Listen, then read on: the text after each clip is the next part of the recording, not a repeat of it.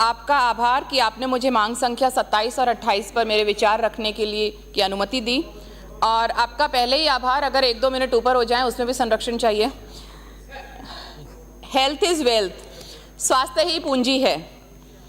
आज के परिप्रेक्ष्य में शारीरिक स्वास्थ्य के साथ मानसिक और सामाजिक स्वास्थ्य का भी महत्व बढ़ गया है। बढ़ते हुए सुसाइड्स, डिप्रेशन, नशे की लत और आपराधिक प्रवृत्तियां देखते हुए हम ये समझ सकते हैं, और इसे देखते हुए हमें मेंटल हेल्थ पर भी फोकस करना होगा। थॉमस फुलर ने कहा है कि health is not valued till sickness comes. स्वास्थ्य का मूल्य तब तक नहीं होता जब तक बीमारी ना आ जाए। सदन में कल जल पर चर्चा हुई, आज स्वास्थ्य और शिक्षा पर चर्चा है। दोनों ही जनता के जीवित रहने के लिए ज़रूरी हैं, पर सरकार के लिए आमजन का स्वास्थ्य बहुत ही सस्ता मालूम पड़ता है। स्वास्थ्य चिकित्सा बजट को देखकर जो जनता की उम्मीदें थी सरकार से, वो सभी धराशायी होती नजर आ रही हैं।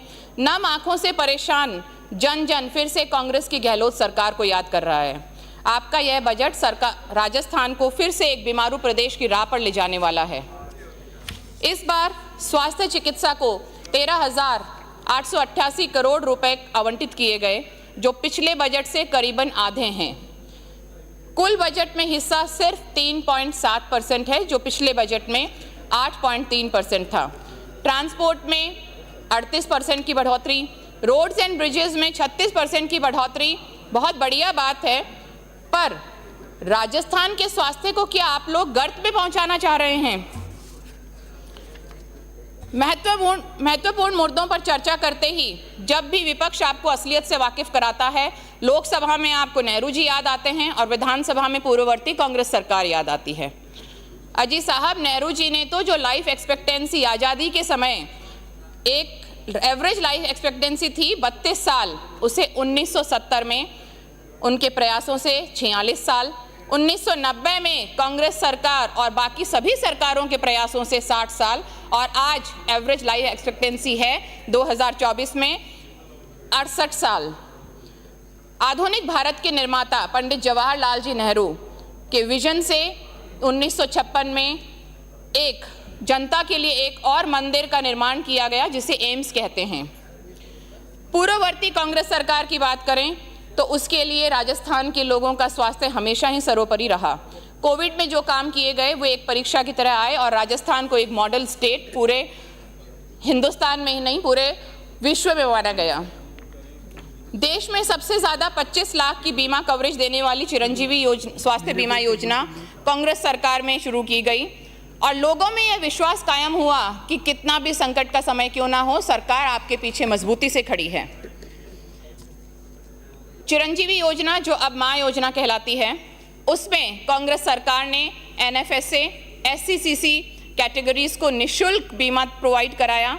साथ ही कोविड अनुग्रहित कैटेगरीज और संविदा कर्मियों को भी निःशुल्क बीमा दिया गया।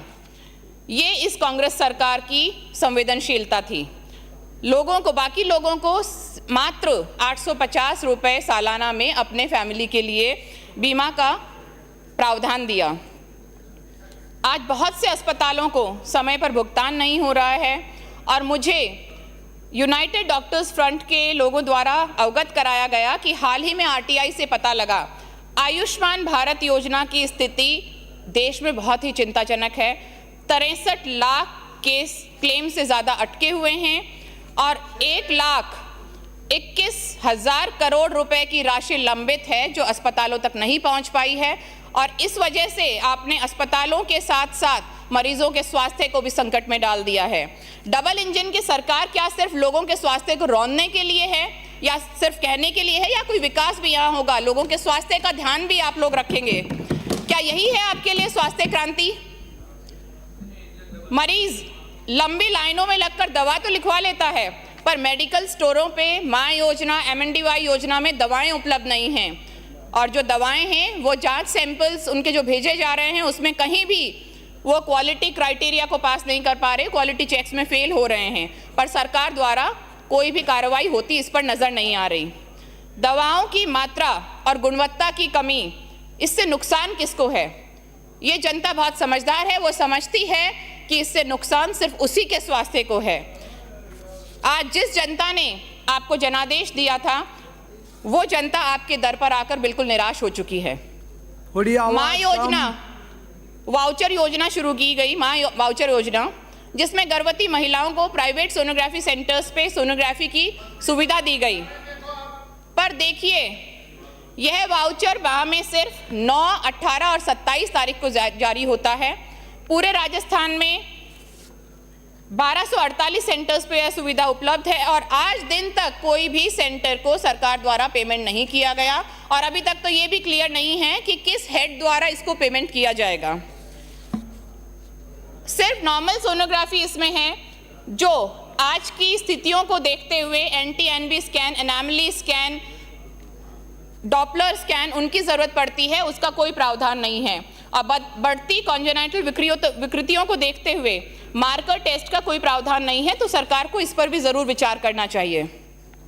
सबसे बड़ी विडंबना देखिए, ट्रांसप्लांट्स की बात हम करते हैं, neuro surgery, robotic surgery, onco surgery, बड़ी बड़ी बातें करते हैं, पर दुनिया की जननी एक प्रसूता को माँ योजना में प्राइवेट हॉस्पिटल में डिलीवरी का हक नहीं दिया जाता। दोगला व्यवहार सिर्फ महिलाओं के साथ यहाँ पर हो रहा है। जो महिला सरकारी अस्पताल में भर्ती है वहाँ ऑपरेशन से डिलीवरी की सुविधा नहीं है। इमरजेंसी में या तो उसे दूर एक सरकारी अस्पताल में जाना पड़ता है या प्राइवेट अस्पताल में जाकर खुद की जेब से खर्चा करना पड़ता है। इस तरह से हमने उन परिवारों की जो सुखद घड़ियां हैं उसमें प्रसूताओं की जिंदगी को अधर झूल में डाल दिया है। RUHS की बदहालियों की तो बात ही कुछ और है। आज हमारे माननीय वरिष्ठ सदस्य सराफ जी ने भी इसका जिक्र किया। SMS में हम आए दिन नए OPD IPD भवन बना रहे हैं, बहुत खर्चा कर रहे हैं, वहाँ बहुत मरीजों का लोड है। मैं भी उसी संस्था से पढ़ी हूँ और मुझे इस बात का गर्व है। पर जब हम RUHS में हमारे पास लाखों करोड़ का इंफ्रास्ट्रक्चर पहले से है, तो हम उसे तरीके से काम में क्यों नहीं ले पा रहे? क्यों सरकार इसके प्रति अपनी उदासीनता दिखा रही है? आए दिन न्यूज़ आती है कि हमने एक इस डिपार्टमेंट की यूनिट को RUHS में भेज दिया, रोटेशन पे वो काम करेंगी। एक साल में क्यों आप नियुक्तियां नहीं कर पा रहे हैं? और जब RUHS की बात चली है तो अभी एक नई पर्ची के बड़े चर्चे हैं स्वास्थ्य विभाग के गलियारों में। RUHS के जो VC पद पर महाराष्ट्र से बिलोंग करने वाले फार्मासिस्ट को लगाया गया है, वो राजस्थान के सभी वरिष्ठ, योग्य और अनुभवी चिकित्सकों की पर एक सवालिया निशान है। ये वही चिकित्सक हैं जिन्होंने अपने करियर में अभी तक हजारों लाखों स्पेशलिस्ट और सुपर स्पेशलिस्ट तैयार कर दिए गए। क्या यहाँ माननीय जितने भी 200 सदस्य हैं इस बात से सहमत हैं कि हमारे राजस्थान में एक भी डॉक्टर इस लायक नहीं था कि वो VC का पद ले सके? मेडिकल एजुकेशन की स्थिति बहुत ही चिंतनीय है। मेडिकल कॉलेजेस में यूट्यूब से बिना प्रैक्टिकल, बिना फैकल्टी पढ़ाई हो रही है और ये डॉक्टर्स आकर हमारा इलाज करेंगे। पराकाष्ठा है कि RMC 8वीं और 12वीं पास लोगों को फर्जी डॉक्टर्स की डिग्री दे रही है। ऐसे लोग जब फील्ड में जाकर लोगों का इलाज करेंगे और मौतें होंगी तो वो सभी सरकार के खातों में लिखी जाएंगी और हत्या के रूप में लिखी जाएंगी। राजस्थान में अभी तक फिजियोथेरेपी काउंसिल नहीं, जबकि बाकी स्टेट्स में है। यहाँ से फिजियोथेरेपी BPT करने वाले लोगों को भर्तियाँ नहीं मिलती हैं, तो मेरी मांग है एक राजस्थान फिजियोथेरेपी काउंसिल स्थापित की जाए। यहाँ पर प्राइवेट कॉलेजेस में NMC के रेजिडेंट डॉक्टर्स को दिए जाने वाले स्टाइफंड के खुले आम नियमों का उल्लंघन हो रहा है, पर सभी सरकारें आंखें मूंद कर बैठी हैं। राजमेस के नए कॉलेजेस में जैसे झुंझुनू, बारां आदि में NMC इंस्पेक्शन के लिए राजकीय और राजमेस कॉलेजों से चिकित्सक शिक्षकों को ट्रांसफर कर दिया गया। पीछे वाली कॉलेजेस में शिक्षकों की कमी हो गई। अब ऐसे जुगाड़ से हम मेडिकल शिक्षा का स्तर कैसे सुधार पाएंगे? राजकीय आयुर्वेद औषधालयों में करीबन 3000 योग प्रशिक्षक कार्यरत हैं। 2021 नियुक्ति के बाद ना उनका वेतन बढ़ा, ना उनका कार्यकाल बढ़ा। मेरी मांग है कि फुल टाइम नियुक्ति के साथ इनका वेतन बढ़ाया जाए। महिला स्वास्थ्य तो आपके लिए प्राथमिकता है ही नहीं, क्योंकि उड़ान योजना में पिछले 6 महीने से ज़्यादा से सैनिटरी नैपकिन्स ही वितरण से केंद्रों पर नहीं पहुंच पाए। HIV इन्फेक्टेड हाई रिस्क महिलाओं की सर्वाइकल कैंसर स्क्रीनिंग की बात करी, पर कहीं भी बढ़ते हुए स्तन कैंसर स्क्रीनिंग की बात नहीं हुई। क्यों नहीं हम सर्वाइकल वैक्सीन लोगों को निःशुल्क या फिर रियायती दरों पर उपलब्ध कराने का विचार रखते। बहुत दिलचस्प बात तो जनवरी के तबादलों में देखने को मिली, 1 से 10, फिर 10 से 15। सर 15 मिनट का टाइम था। जी नहीं बिराजे, आप 10 मिनट। सर 15 मिनट का टाइम है। तबादलों को उत्सव जैसा लगा, लूट की छूट दी गई। संशय में हूं कि माननीय मंत्री महोदय इससे अवगत हैं या नहीं, पर बैकडेट में तबादलों की लिस्ट ऐतिहासिक रिकॉर्डों को पार कर गई। हम सभी मानते हैं कि मुख्यमंत्री महोदय बहुत ही सज्जन और सौम्य स्वभाव के हैं, पर बेड़ियों में जकड़े नजर आ रहे हैं और चक्रव्यूह में फंसे नजर आ रहे हैं। उनकी हालत संयुक्त परिवार की उस नई बहू जैसी हो गई है, जहां परिवारजन आपस में झगड़ रहे हैं और बहू सभी को खुश रखने का भरपूर प्रयास कर रही है। मिलावट की बात आती है तो हमें शुद्ध खाद्य पदार्थ नहीं मिल रहे। फूड एंड सेफ्टी डिपार्टमेंट के आपके एक सीनियर अधिकारी का ऑडियो वायरल हुआ, जिसमें वो सुन रहे हैं कि भैया तुम्हारी मिठाई का सैंपल तो पास करा दिया है, अब आगे की कार्रवाई भी करो। तो ऐसी चीज़ें हमारी जनता के लिए बहुत ही दुखदायी हैं। कल न्यूज़ देखी कि दूध के 200 सैंपलों में से सिर्फ 5 सैंपल गुणवत्ता क्राइटेरिया पे खड़े उतरे। चौमू की डिमांड्स में बोलना चाहूँगी मुख्यमंत्री माननीय चिकित्सा मंत्री महोदय। कालाडेरा CHC को मॉडल CHC बनाया गया, पर कोई भी कार्य वहाँ नहीं हुआ। वहाँ पे हमें एक नए भवन की आवश्यकता है। जो भवन है वो नाकाफी है और जर्जर है।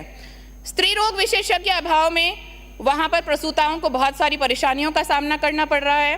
कालाडेरा गोविंदगढ़ CHC पर जनरल फिजिशियंस नहीं हैं। सामोद CHC और चौमू SDH पर 3D डॉपलर सोनोग्राफी मशीन की ज़रूरत है। बायोकेमिस्ट्री जो लैब्स है उनको भी वेल इक्विप्ड करने की ज़रूरत है। चौमू में हमें एक एक्सरे मशीन की अत्यंत आवश्यकता है। चौमू SDH के लिए भूमि आवंटन। आज आप ना जनता को ना साफ पानी, ना साफ खाद्य पदार्थ, दूध, बिजली आदि सुविधाएं दे सकते। तो आखिर में मैं कंक्लूड करूंगी, वर्तमान सरकार की स्थितियों को देखते हुए, वो जहर देता तो सबकी निगाह में आ जाता, वो जहर देता तो सबकी निगाह में आ जाता। सो ये किया कि मुझे वक्त पे दवाएं ना दी। आपका बहुत बहुत आभार। जय हिंद, जय संविधान। धन्यवाद।